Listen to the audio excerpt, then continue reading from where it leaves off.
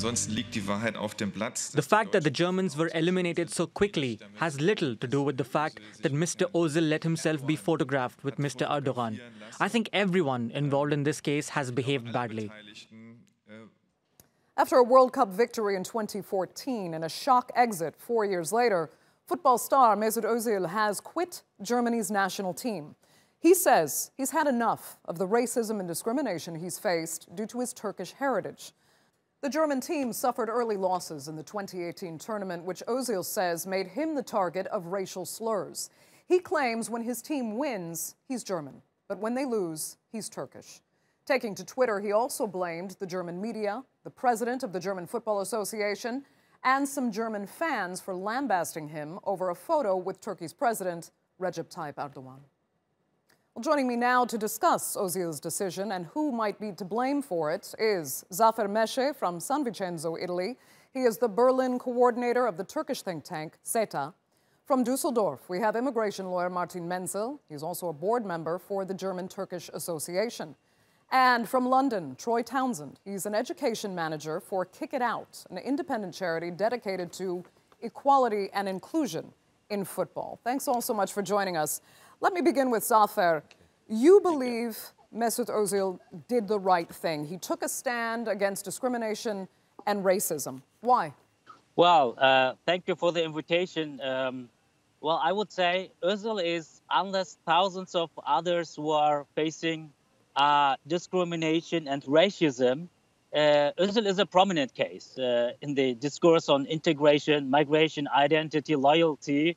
And unfortunately, currently, the German discourse is poisoned by patterns of behaviors and statements where the aspects of disrespect, humiliation, discrimination, and also racism. But, you know, Ozil is not only a prominent, he is one of the best soccer players of his generation in the world.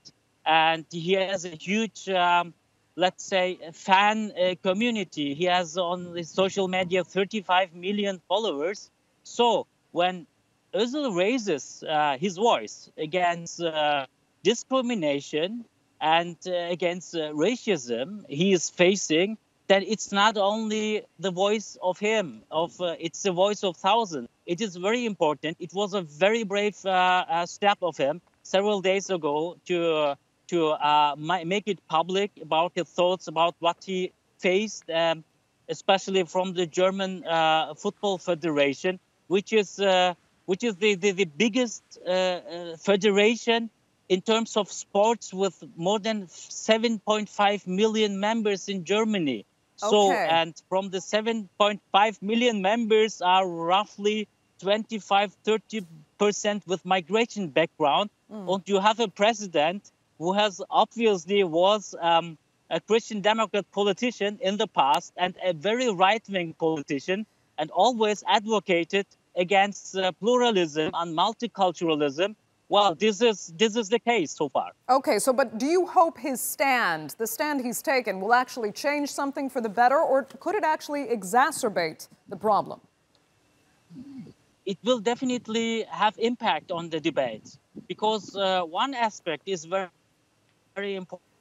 German government and for the German Football Federation, the international reputation. And if you look at the Twitter account of Mesut Ozil, he has a lot of solidarity from African countries, South American countries, from Asian countries. So, and the government is aware of the fact, and also the Football Federation. I think Grindel has a big now to explain his international partners and counterparts how he managed the whole issue, you know. Okay, mismanaged, better says. Martin Menzel, let me ask you, do you think Mesut Ozil crossed a line here? I'm not really sure if he crossed the line, but we have some results, or we have some things that were coming up now, and we have to really think about and discuss what should be the results.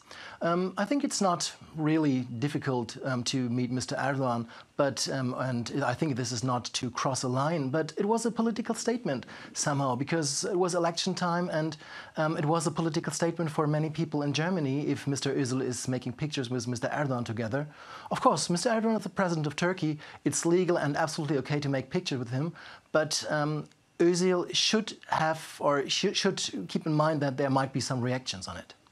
Okay, I mean, and that picture with Erdogan is actually key here, because if he was deliberately trying to make a political statement in taking that photo, and in essence in taking this stand, many Turks have criticized Germany for this pathological, almost hatred of President Erdogan that they feel is very unfair and unjustified. He was a popularly elected president that Germany has always just made this easy target in the press as some kind of villain. Do you think that's fair? I'm not sure if it's fair, but I mean, at the end, Mr. Erdogan, he's always in the media. You're completely right. And the German medias they are exaggerating. I mean, I think no one is so often in German media like Mr. Erdogan, even Mr. Trump. I think he has not the same results like Mr. Erdogan. But I think there are also reasons for it. People are talking about it, and there have been many reports about the situation in Turkey. That situation is getting worse during the last 2 years, especially on the human rights side. There was a European Commission making reports. And of course, if Mr. Özil is making a picture with him, this might seem that he's supporting the situation. People might say that this was not a political statement, but on the other hand, imagine Mr. Özil made a picture with Mr. Kılıçdaroğlu or Mr. Demirtas. Would this have been a political impact? I think so, yes. Okay, I need to ask Troy Townsend. I mean, do you think debates like this and Mesut Ozil's resignation here politicize the sport to the detriment of the sport, or is it a chance to spur change for the better and should be used as a vehicle? It should be a chance to change for the better, but as you can tell by the reaction, particularly obviously from the German Federation and in-house, they've seen it as a real negative. From our standpoint, from a kick-it-out standpoint, we have to applaud someone like Mesut, who's obviously, the statement, there's a bigger picture to the statement as far as we're concerned. So the fact that he's spoken about some of the unconscious bias that there is against him, the racism that has been levelled against him, the attitudes that have been said about him, it's important that our players understand that they have a very powerful voice. And, you know, it's taken Mesut Ozil quite some time, because he's a quietly spoken person other than that within the football circles. It's obviously taken him some time to actually, you know, speak about this and put out, and it's affected him enough that he wants to step away from international football. The bigger concern for me is what has led to this, what has led to the fact that someone who should be decorated within the world game has taken the steps at 29 years of age to walk away from the game at international level.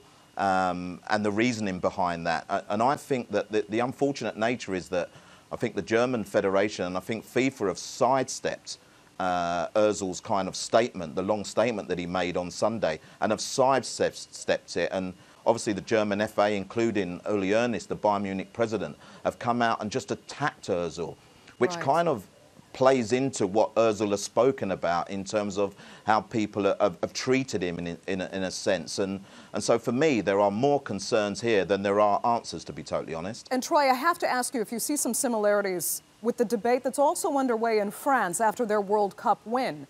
Some wanted to give credit to African countries, that these were their players as well.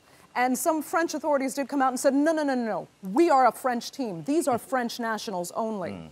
And again, that's what Mesut Ozil was saying. When we win, we're German nationals. When we lose, suddenly I'm an immigrant or a Turkish national instead.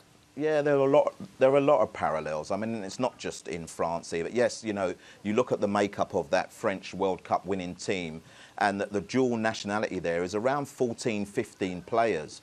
So why, you know, ultimately, yes, they have won the World Cup for France, but they're appreciating their motherland as well. You know, you've got to understand that the players feel so much about the countries of their parental birth or or beyond that. But why should they not recognise that when they've reached the highest level of the game? Right. But it's not just in those countries. We've seen the same happen in England. You know, you'll look at players like Wilfried Zaha, who currently plays for Crystal Palace, who has chosen to represent the country of his parental birth, which is Ivory Coast. Yeah. And the English kind of fans have kind of, you know, saying that he's chosen the easy way out. So this is not just a German, French, Turkish situation. This is a situation that has been developing for many years around a number of players who do hold dual nationality. Zafer, quickly, I mean, these players, you think they should be able to have both? Mesut Ozil should be able to be a proud German and a proud Turk.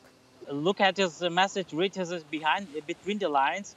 He is he did not retire totally from the opportunity later to play again for the German national team. And his message is not against the German society. It is against some aspects, some drivers, some let's say actors in the media and in the soccer branch. So this way, but as you know, it's a very strong message, which is very important for us Turks or Germans with Turkish background, and it helps a lot to let's say to create more another dynamic on the debate. Martin Manzel, I'm going to have to apologize because we are completely out of time for this segment and I can't give you a final word. I'd like to thank you, though, so much, and all three of our panelists for joining us on this edition of The Newsmakers.